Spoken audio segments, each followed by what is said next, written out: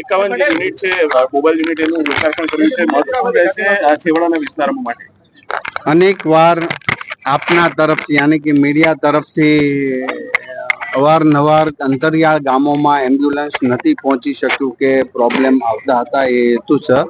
આદરણીય મુખ્યમંત્રી ભૂપેન્દ્રભાઈ પટેલ સાહેબના માર્ગદર્શન સાથે આદરણીય હર્ષભાઈ સંઘવીના માર્ગદર્શન સાથે અમારી ટીમ આરોગ્યએ જ્યારે આ નિર્ણય લીધો કે હિલ પર જ્યાં નાનો રસ્તો છે કે એક ઝૂંપડું છે, તો આ એક ઝૂંપડા સુધી ડોક્ટરની ટીમ અને દવા એને કઈ રીતે પ્રાપ્ત થઈ શકે, જે નીચે આવી શકે એમ નથી, અથવા તો ત્યાં એક જ ઝૂંપડું હોય. તો આ માટે 51 તાલુકામાં એક 2 વ્હીલ ગાડી અને એની સાથે ડોક્ટર્સ અને તમામ દવાની કીટ સાથે મળીને ત્યાં એમનું બેઝિક પ્રકારની સારવાર કરી શકે. તો આ એક પ્રથમવાર ગુજરાતની અંદર અંતરિયાળ ગામો અને ટ્રાઇબલ વિસ્તાર છે અને હિલવાળા વિસ્તાર છે, ત્યાં સરકારનો માનવીયતા સાથેનો આ પ્રથમ પ્રયોગ છે. આપણે ઈશ્વરને પ્રાર્થના કરીએ કે કોઈને જરૂર ન પડે, પણ જ્યારે જરૂર પડે ત્યારે આ 2 વ્હીલ ગાડીનું એમ્બ્યુલન્સ એમના માટે આશીર્વાદરૂપ બને. સાથે સાથે 126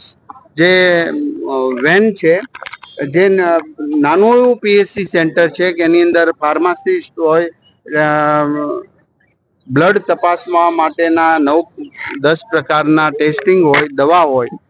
આ પ્રકારના વેન જ્યાં પીએચસી સેન્ટરથી ગામો દૂર હોય તો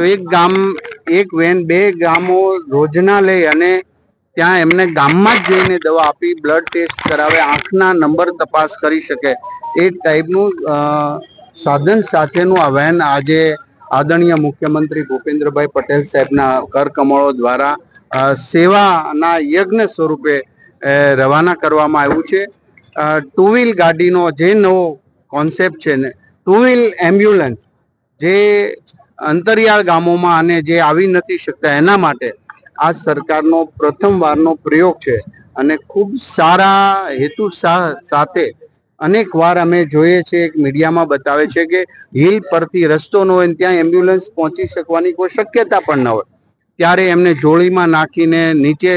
દર્દીને લાવવા પડતા હોય છે. જે આપણા માટે શહેરમાં કે ટાઉન પ્લેસમાં રહેતા હોય એમના માટે તો બધી સવલત મળી રહે, પણ દૂર અંતરિયાળો હિલ પર રહેતા એમના સવલત માટે